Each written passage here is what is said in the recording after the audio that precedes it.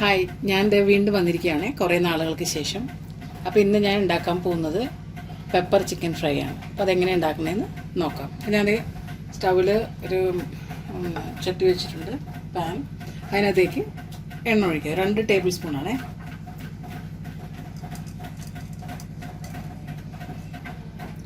എണ്ണ സിമ്മിലിട്ട് വെച്ചേക്കുവാണേ. അതിനകത്തേക്ക് കുറച്ച് പട്ട, ഒരു 6 ഗ്രാമ്പൂ, ഒരു ബേ ലീഫ്. ഇതൊന്ന് നന്നായിട്ടൊന്ന് ചൂടായി കഴിയണം. ഇതിനകത്തേക്ക് ഞാൻ 2 വലിയ സവാളയാണ് എടുത്തിരിക്കുന്നത്. 1/2 കിലോ ചിക്കനാണ്. ഇതിന് 2 വലിയ സവാള ചെറുതായിട്ട് അരിഞ്ഞതാണ്. അതിനകത്തേക്ക് ഇടുക. ഇതൊന്നും നല്ല ബ്രൗൺ നിറമാവുന്നത് വരെ ഒന്ന് വഴറ്റണം. ചെറിയൊരു ബ്രൗൺ നിറം ആകുമ്പോഴത്തേക്കും ഞാനൊരു 1 ടേബിൾ സ്പൂൺ ജിഞ്ചർ ഗാർലിക് പേസ്റ്റാണ്. ഇത് പേസ്റ്റ് ഇല്ലെങ്കിൽ ഇഞ്ചിയും ഇതും കൂടി ചെറുതായിട്ട് അരിഞ്ഞിട്ടുള്ള 1 ടേബിൾ സ്പൂൺ ആയാൽ മതി. എൻ്റെ കയ്യിൽ ഇതുള്ളത് കൊണ്ടിട്ട് ഞാനിത് 1 ടേബിൾ സ്പൂൺ ഇട്ടിട്ടുണ്ട്.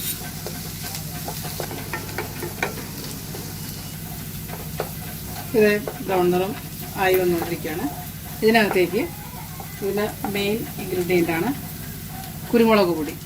ഇത് 2 ടേബിൾ സ്പൂണാണ്.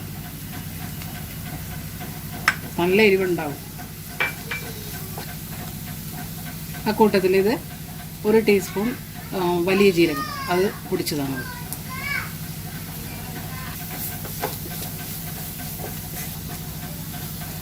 ഇനി ചെറിയ ജീരകം പൊടിച്ചത് 1 ടീസ്പൂൺ.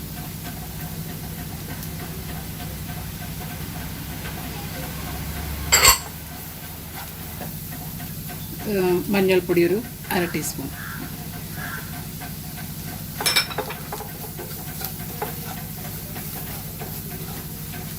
ഞാൻ കുറച്ചും കൂടി എണ്ണ ഒഴിക്കുകയാണ്. ഇത്തിരി എണ്ണ കുറവാണ്. അപ്പോൾ ഒരു 2.5 ടേബിൾ സ്പൂൺ എണ്ണയാണ്. ഇതിനകത്തേക്ക് 1/2 കിലോയാണ് ചിക്കൻ കഴുകിയെടുത്ത് വാർത്ത് വെച്ചിരിക്കുകയാണ്. അത് ഞാൻ ഇതിനകത്തേക്ക് ഇടുക. ഇതൊന്ന് നന്നായിട്ടൊന്ന് പരത്താം. ഇതിനകത്തേക്കൊരു 1 ടീസ്പൂൺ ഉപ്പിട്ട് കൊടുക്കുക. അത് കഴിഞ്ഞിട്ട് നമുക്ക് റെഡിയായി കഴിയുമ്പോൾ നോക്കിയാൽ മതി. 1 ടീസ്പൂണാണേ.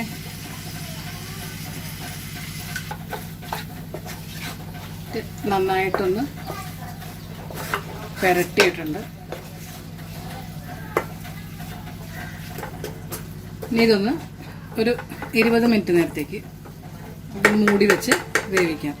20 മിനിറ്റാണ് വേണ്ടത്. അതിൽ കൂടുതൽ വേണ്ടി വരുമോ എന്നുള്ളത് കഴിയുമ്പോൾ ഞാൻ പറയാം കേട്ടോ, എത്ര സമയം എടുത്തു എന്ന്. അപ്പോൾ ഞാനൊരു 20 മിനിറ്റാണ് വെക്കാൻ വേണം. ഇടയ്ക്കൊന്ന് തുറന്നിട്ട് ഒന്ന് ഇളക്കി കൊടുക്കണം. ഓക്കെ, ശരി.